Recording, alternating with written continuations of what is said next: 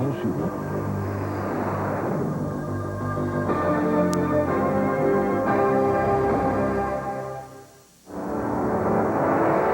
Tonight on Sports Desk, the original 6 teams kick off the NHL's 75th season. Bill Gullickson guns for win number 20. And the Eskimos received some good news about Tracy Ham.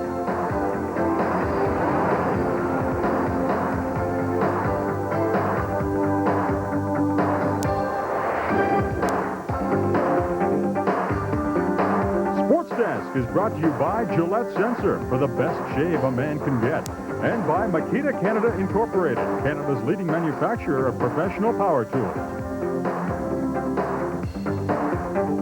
Hello, everyone, and welcome to Sports Desk. Teresa Hergen along with Paul Romanek this evening. Well, also ahead on the show, Ottawa prepares for AAA baseball, and we'll have the first day's action from the World Rugby Championships. But first, a big night in the NHL as they remember and go back to the way things were. The original 6 teams were on the ice tonight in their original jerseys as the NHL kicked off their 75th season.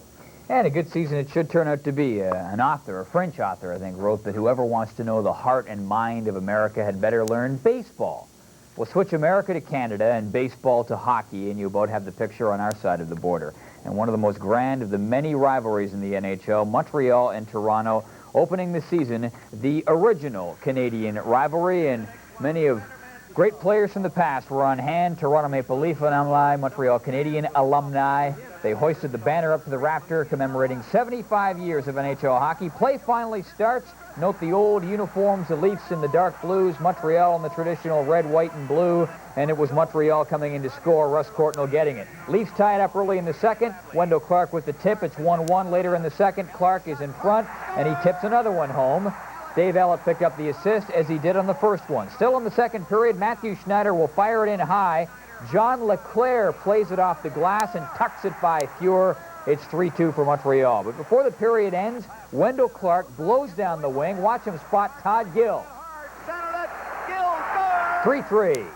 Early in the third period, Mike McPhee with some strong skating for the Montreal Canadiens, but Fuhr will stop him. But he doesn't stop Carbonneau. It's 4-3 Montreal. Later on, Russ Courtnall trying to put it away. He's got a breakaway.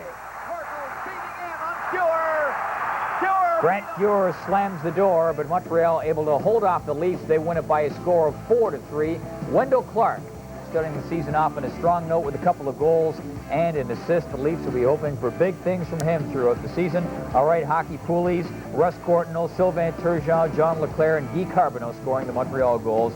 Gill got the other Toronto goal. Detroit and Chicago, the next game we'll move on to. Those are the old-style Chicago uniforms, the old-style Detroit uniforms. Didn't take long for the Red Wings to get going. Paul Eisbert will pick up Kevin Miller's rebound, puts it in the open net. It's 1-0 in favor of Detroit. Still in the first, 2-0 Red Wings. Steve Larmer to Michel Goulet. Chevalier goes down, and the Hawks trail by a goal. Midway through the first, Steve Larmer to Goulet. Drills it past Chevalier, tied 2-2. Second period, Sitta gave Fedorov on the breakaway. And Jimmy Waite outweights him and makes the stop. Then in the third period, the Red Wings take the lead. McCrimmon to Carson. Not out. Here's McCrimmon trying to center. Quick shot, they score! One times it past Waite. It is 3-2 for Detroit. And they are playing in the third period, and they are notched at 3. Eisbart, Fedorov, and Carson scoring for Detroit. Goulet with a pair for Chicago. Adam Creighton with the other one. 2 more of the original 6 faced off in Boston tonight as the Bruins took on the Rangers. As New York head coach Roger Nielsen took his place behind the bench, he did so with the knowledge that his club was behind him. Nielsen, who has coached the Rangers for 2 seasons, has received a contract extension. No word, though, for how much or for how long, though. We'll take you to the game, and rather going back to the future, Michael J. Fox, he went back to the past, made the ceremonial puck drop, and it was scoreless midway through the first. Then Ruzicka puts it in past Van Beesbrook, but there was interference in the crease. Goal disallowed. Later on in the first, Bob Sweeney takes the puck away from James Patrick, and this time it'll count. That made it 1-0 Boston. Andy Moog solid in net for the Bruins. Here he makes 2 great stops like this one on Mike Gartner. Now to the second, Boston leading 2-1. Bobby Carpenter picks up the rebound on Ray Bork's shot from the point. And in it goes, 3-1 Boston, but the Rangers made it close. They're trailing by 1, but early in the third, Ruzicka moves in over the blue line and then risks one past Van Beesbrook. That made it 5-3 for the Bruins. So, scoring in this one for the Rangers, Waite, Almonte, and Patrick. For Boston, it was Sweeney, Bourque, Carpenter, Hodge, and Ruzicka with a great game. Be nice in some cases if they keep those old uniforms, but things do have to change. The most mighty law of all is that of change. Much has over the 75-year history of the NHL, the uniforms, stars, the game itself. But to look at it from the other side of things, it is amazing how much hasn't changed since the NHL was established 75 years ago. It was here at the site of what used to be the Windsor Hotel, now an office building and restaurant concourse, that the NHL was formed back in 1917. Those that gathered for the occasion could hardly imagine the beauty, the growth, and the controversy that the league has experienced through the past 75 years. Who can forget the riot at the Montreal Forum when Maurice Richard was suspended by then NHL President Clarence Campbell in March of 1955? Or the great rivalries between the original 6 teams, like the Leafs and the Canadiens, who fought in the 1959-60 finals. Jacques Plante was in nets for the Habs, recording a shutout in the 4th and final game as the Montreal team won its 5th Stanley Cup in a row. Great memories that will be relived this evening as many of the stars from the 50s and 60s eras gather to celebrate the NHL's 75th anniversary. Red Fisher of the Montreal Gazette, who covered hockey as a beat reporter through 4 different decades, has seen the league grow and go through some remarkable changes in that time. Well, you know, when you talk about today's players compared to the players in the 6-team league when I started way back in 1954, today they're younger, they're stronger, they're faster, they shoot better, they're certainly richer. I think the hockey today is better than it was in the old days. To rekindle the spirit of the old days, teams like the Toronto Maple Leafs, fedoras in tow, took the train to Montreal. The Rangers went to Boston in the same manner, and Detroit took the rails to Chicago. We traveled on the trains for a couple of years. I was in the league till we took over the flights, and then, of course, there was a lot of players who thought it was a white-knuckle flight, you know. LePerriere and Gump Worsley didn't like the planes at all, but the rivalry's back tonight. All 6 teams will be wearing the uniforms that were used in the pre-war period. Whether they can muster tonight, though, the enthusiasm and electricity that existed in that era remains to be seen. Michael Whalen, TSN in Montreal. Well, Mario Lemieux's back problems are back. Lemieux had to leave practice Wednesday after suffering back spasms. He's listed as day-to-day, and the Penguins are hopeful that he'll be able to play in Friday night's opener at Buffalo. Lemieux only played 26 regular season games for Pittsburgh last year, but he came on strong in the playoffs and was named MVP. Well, Lemieux's back problems will never go away, and it is something that the Penguins are going to have to deal with as they prepare to defend the Stanley Cup. Tonight, a look at the tough Patrick division. Here is Jim Van Horn.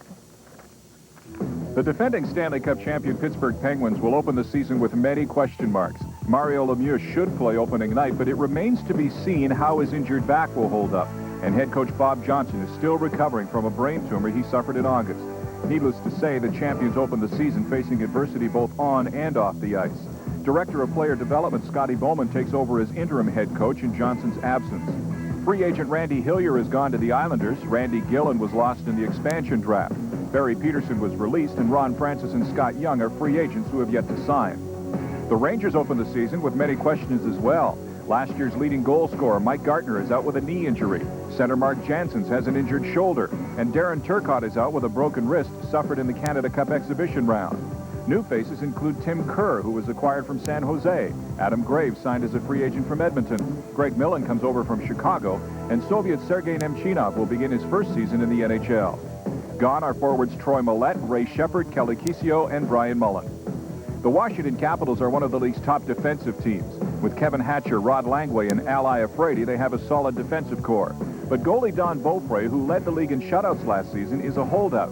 The Caps must sign Beaupre and have a big year from Dino Ciccarelli if they're going to improve on last year's third-place finish. New faces include Randy Burridge, Sean Chambers, Sylvain Cote, and Brent Hughes. Gone are Stephen Leach, defenseman Mikhail Tatarinov, and tough but troubled John Kordic. In New Jersey, John McClain, the club's leading scorer last season, will miss the start of the season with a knee injury. The Devils will be hoping Stéphane Richer can return to 50-goal form. If he does, look for New Jersey to improve on their fourth-place finish of a year ago.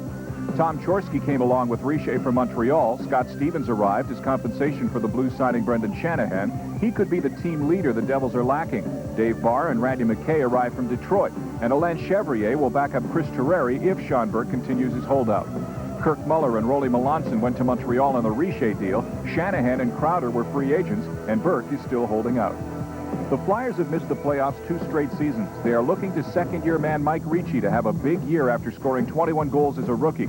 And if Rick Tocchet stays healthy, look for another 40-goal season.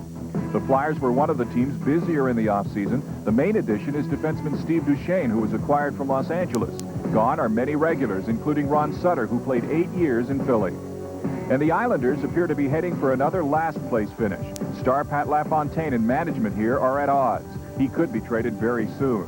Tom Kerbers was acquired in a 3-way deal, and Randy Hillier was signed as a free agent. Traded away in the 3-way deal was defenseman Craig Ludwig.